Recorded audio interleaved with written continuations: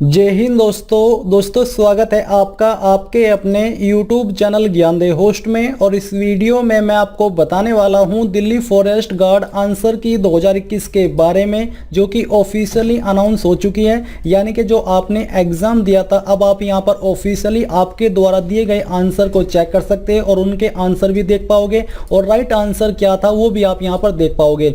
इसी के साथ दोस्तों मैं आपको बताने वाला हूँ कि जो आपने आंसर किए थे, अगर उसमें और आंसर की में कुछ डिफरेंट है और आपको लगता है कि जो आंसर की में आंसर दिया है वो सही ना होकर के जो आपने आंसर दिया था वो सही है, तो आप यहां पर ऐसे में अपना ऑब्जेक्शन भी उस क्वेश्चन को लेकर के सबमिट कर सकते हो। अब चलिए बात करते हैं कि कैसे आप आंसर की देख पाएंगे और कैसे आप अपना ऑब्जेक्शन सबमिट कर पाएंगे। तो ये आपकी दिल्ली फॉरेस्ट डिपार्टमेंट की ऑफिशियल वेबसाइट है। आप यहाँ पर जो इसमें लॉग इन कर पाओगे वो आपको कैसे करना है, आपको यहाँ पर आना है और एडमिट कार्ड के ऊपर क्लिक करना है, यानी कि click here for admit cards. इसके ऊपर क्लिक करने के बाद आपके सामने लॉगिन पैनल आ जाएगी। अब यहां पर आपको अपनी यूजर आईडी एंटर करनी है, जो कि आपने रजिस्ट्रेशन के बाद में मिली थी और आपने वहां पर भी लॉगिन की होगी।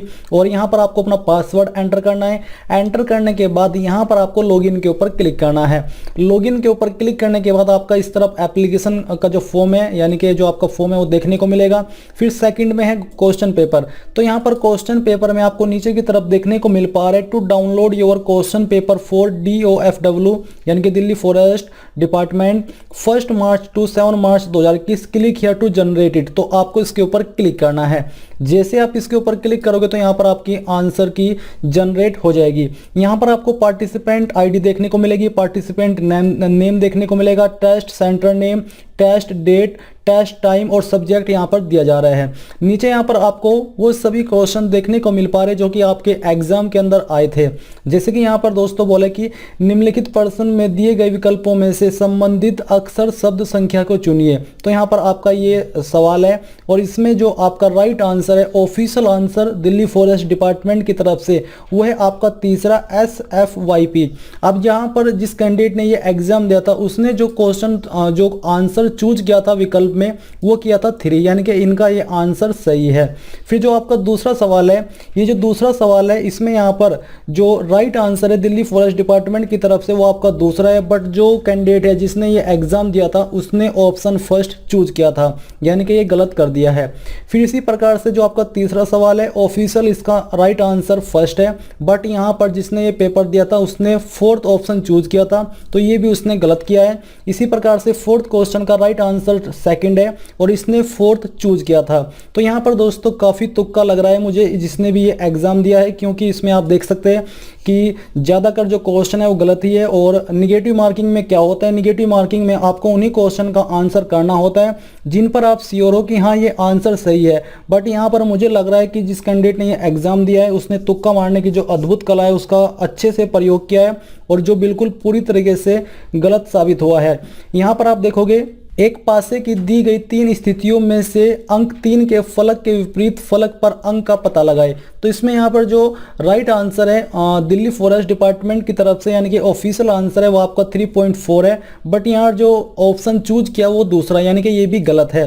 तो इस प्रकार से आप यहाँ पर देख सकते हो कि आपने एग्जाम के अंदर कितने क्वेश्चन के आंसर सही दिए हैं और कितने क्वेश्चन के आंसर गलत दिए हैं। आपको यहाँ पर क्वेश्चन आईडी भी देखने को मिल पा रही है, जो आपने आंसर चूज किया था वो भी आपको देखने को मिल पा रहा है और जो राइट आंसर है ऑफिशियल वो भी आपको यहाँ पर देखने को मिल पा रहा है। तो यहाँ से आप देख लीजिए, अगर आपको किसी भी क्वेश्चन में ऑब्जेक्शन लगता है कि हाँ जो मैंने यहाँ पर आंसर दिया है वो सही है, बट जो इन्होंने यहाँ पर वेबसाइट के ऊपर दिखाया है ये गलत है, तो ऐसे में आपको क्या करना है, आप यहाँ पर अपना ऑब्जेक्शन सबमिट कर सकते हैं। अभी आपको कैसे करना है वो आप देख लीजिए।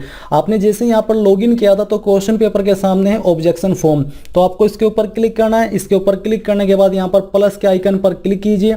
इसके ऊपर क्लिक करने के बाद यहाँ पर इस प्रकार से प्रोसेसिंग होगी, तो थोड़ा सा आपको वेट करना होगा। प्रोसेसिंग होने के बाद यहाँ पर आपके सामने इंस्ट्रक्शंस आ जाएंगे जो कि हिंदी और इंग्लिश दोनों के अंदर है, इसलिए आपको इन इंस्ट्रक्शंस को पहले अच्छे से रीड करना है और इसी के अकॉर्डिंग यहाँ पर जो आपकी आपत्ति है वो दर्ज करनी है। एक बार इसको रीड कर लीजिए। रीड करने के बाद यहाँ पर आपको नीचे क्लोज के ऊपर क्लिक करना है। उसके ऊपर क्लिक करने के बाद पोस्ट का नाम यहाँ पर आपको दिया है, डेट ऑफ एग्जाम यहाँ पर दी गई है, आपका जो शिफ्ट के अंदर था वो शिफ्ट फर्स्ट के अंदर था, आपकी आपकी शिफ्ट यहाँ पर बेसिकली ऑटोमेटिकली आ जाएगी।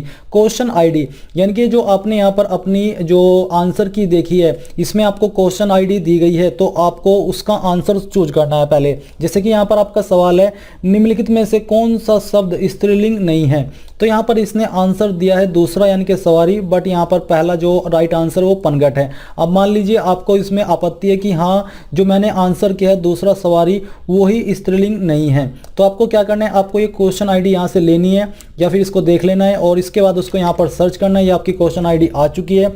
फिर नीचे है एंटर नेचर ऑफ ऑब्जेक्शन, यानी कि इनमें से आपका किस तरह का ऑब्जेक्शन है। यहाँ पर आपको काफ़ी सारे विकल्प दिए हैं जैसे कि इनकरेक्ट, एम्बिगियस क्वेश्चन यानी कि गलत स्पष्ट पर्सन, या फिर पाठ्यक्रम से बाहर का पर्सन, या फिर सही विकल्प गलत, सभी विकल्प गलत, यानी कि जो ऑप्शन थे वहां पर वो सभी गलत आपने दिए थे, उनमें से कोई भी सही नहीं है। एक से अधिक सही उत्तर, यानी कि जो विकल्प है उनमें से दो जो ऐसे विकल्प है जो कि सही है, या एक से ज़्यादा ऐसे विकल्प है जो कि सही है। ये अगर आपका ऑब्जेक्शन है तो आप इसको चूज कीजिए। गलत उत्तर कुंजी, यानी कि जो आपने उत्तर कुंजी दी है वो गलत है, वो सही नहीं है। अगर आपको लगता है अनुवाद त्रुटि, यानी कि जो ट्रांसलेशन है वो भी यहाँ पर गलत किया गया था, तो इसमें से आपका कौन सा ऑब्जेक्शन है। अब मान लीजिए आपका इसमें जो ऑब्जेक्शन है वो है कि एक से अधिक सही उत्तर, यानी कि जो 4 विकल्प है उसमें ऐसे विकल्प हैं कि उनमें से एक से ज़्यादा विकल्प सही है। तो चलिए इसको सिलेक्ट कर लेते हैं। सिलेक्ट करने के बाद रिमार्क्स के अंदर आप यहाँ पर थोड़ा और डिटेल में लिख सकते हैं कुछ भी, जैसे कि सर मैंने जो आंसर किया है वो आंसर सही है और आपके द्वारा जो आंसर की में आंसर दिया है वो गलत है, और मैं इसका आपको प्रूफ दे सकता हूं। कुछ जो भी आपको लिखना है इसके बारे में बताना है वो आपको यहाँ पर रिमार्क्स के अंदर बताना होगा। बताने के बाद नीचे आप देखोगे upload the documents that refer and justify your objection, यानी कि आपको यहाँ पर वो डॉक्यूमेंट अपलोड करना है जो कि आप यहाँ पर देना चाहते हैं कि हाँ आप ये देख लीजिए इसमें इसका आंसर ये दिखाया है और जो आपका ऑब्जेक्शन है और वो मेरे ऑब्जेक्शन को जस्टिफाई करता है, यानी कि मैं जो ऑब्जेक्शन कर रहा हूँ वो सही है और आपका आंसर गलत है।